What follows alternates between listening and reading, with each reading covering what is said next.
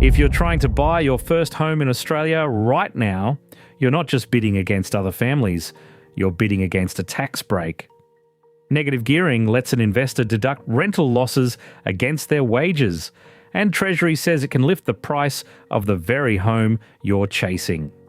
This isn't a niche loophole used by a handful of property tycoons. In 1 year, 2.25 million Australians claimed rental deductions across 3.25 million properties, according to Western Sydney University analysis published in 2024. Today, I'll show you 3 free checks. Check your savings, compare your super, and estimate your real tax. So you go in with the numbers, not the slogans. Here's the number nobody puts on the auction sign. Treasury estimated negative gearing cost the federal budget $4.6 billion in 2008-09. And Treasury itself said that money could have gone toward affordable housing instead. But here's the part nobody tells you. Treasury also argued the policy can raise the prices of existing homes, working directly against affordability. So here's the plan. We'll check your savings and deposit gap, compare your super funds fees, and estimate your real tax position before you buy. Each one is free and takes under 20 minutes. Let's start with how the mechanism actually works. Negative gearing reduces an investor's taxable income whenever their rental expenses exceed the rent they collect, which makes borrowing heavily to buy property far more attractive. The Treasury paper notes this tends to favour established dwellings rather than new construction, so the demand often lands on the homes first home buyers want, not on new supply.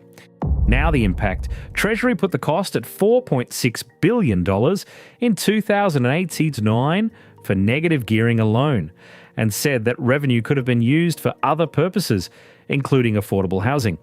According to the analysis, Treasury cited that same money could have funded nearly 20,000 new affordable homes every single year. That's the trade-off hiding inside the deduction. There's a second lever stacked on top, and it's the capital gains tax discount.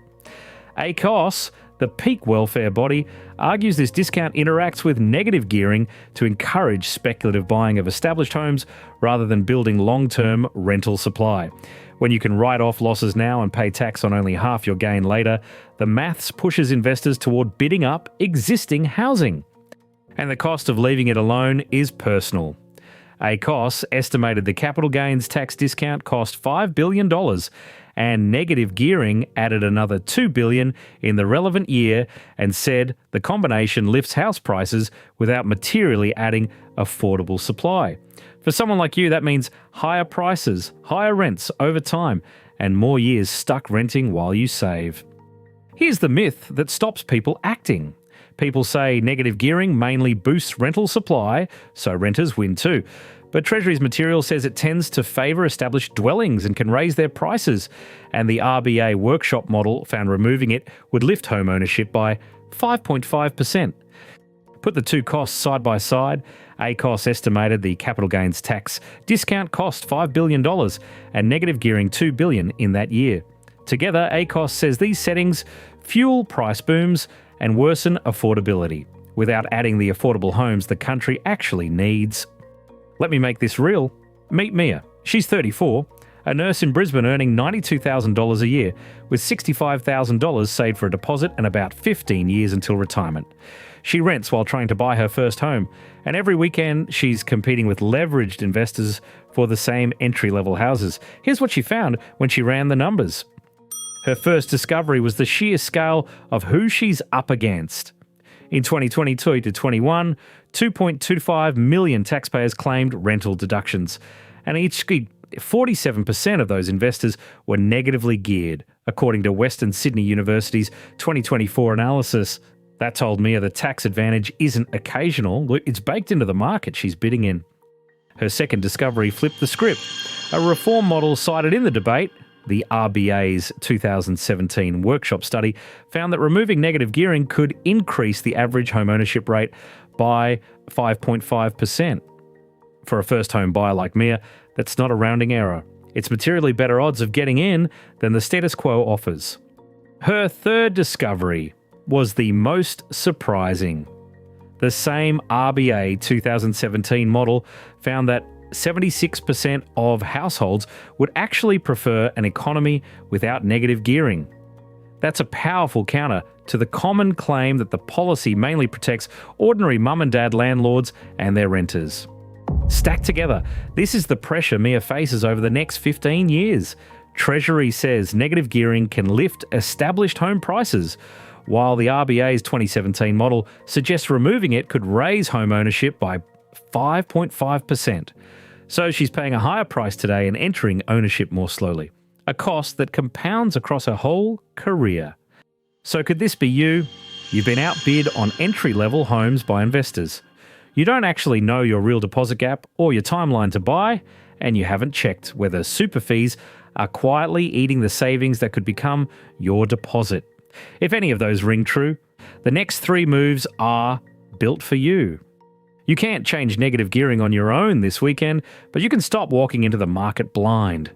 These 3 free checks give you your real numbers so you know exactly what you can afford and whether a deduction actually helps you. Knowing this before you bid is worth far more than any auction day gut feeling. Move 1. Check your savings and deposit gap. Log into MyGov and open ATO online to review your income, your deductions, and your true savings capacity. The goal is a clear picture of how big your deposit gap is and whether rent is delaying your entry into ownership before the next price or rate move. This is general information, not personal advice. Here's how to do it fast. Log into MyGov and open ATO online, review your income, deductions and savings capacity, then write down your deposit gap and how much rent is slowing you. Good looks like a clear deposit plan and no unnecessary tax leakage in your own return. Move 2. Compare your super fund's fees. Use the ATO's Your Super comparison tool to see whether your fund is costing more than it should. High fees quietly drain money that could one day become your deposit, so search your fund, check the annual fee estimate, and compare it against lower fee alternatives in the tool. The steps are simple. Open the Your Super comparison tool, search your fund, and read the annual fee estimate. Then compare its returns and fees against the cheaper options listed. Good looks like fees near the lower end of the market, not sitting at the median where most people drift. Move 3. Estimate your real tax position before you buy. Use the ATO's individual tax estimate tools in ATO online to test whether rental deductions would genuinely help you. Enter your expected income, interest, and likely rental loss. Then compare the tax saving against the true cash loss on the property, because a deduction that just funds a bigger loan isn't a win. Run it like this. Enter your expected income, interest, and likely rental loss. Check whether the deduction actually offsets tax or just subsidizes a larger loan. Then compare the tax saving against your real cash loss. Good looks like decisions based on after-tax cash flow, not the headline size of the deduction. Why does this feel like it never ends? Because the fight is 40 years old. In 1985, Australia restored broad deductibility of rental losses, reigniting the housing debate. In 2008-09, Treasury estimated negative gearing cost the budget $4.6 billion. And in 2020-21, ATO-linked analysis reported 2.25 million taxpayers claimed rental deductions across 3.25 million properties, with the 47% negatively geared. Remember, those older figures are dated, so refresh them with the latest ATO data before you rely on them. Once you've acted, here's how to check it stuck. You should see a written deposit gap with a target date you're actually working toward. Confirm your super fees now sit near the lower end of the Your Super results. And if a property's deduction only subsidises a bigger loan rather than your after-tax position, that's your signal to reconsider. Every figure today comes from named sources: Treasury, Western Sydney University, ACOS, and a Reserve Bank workshop paper. I've put direct links to all of them in the description so you can read the full arguments on both sides yourself. So now you've seen both sides. What negative gearing does to prices, what the models say, and 3 free checks to run before you bid. Next time, I'm pulling apart the capital gains tax discount and showing exactly who benefits and by how much. If this helped you see the auction floor a little more clearly, subscribe so the next investigation lands in your feed. We read the fine print so you don't have to, and there's plenty more of it to read.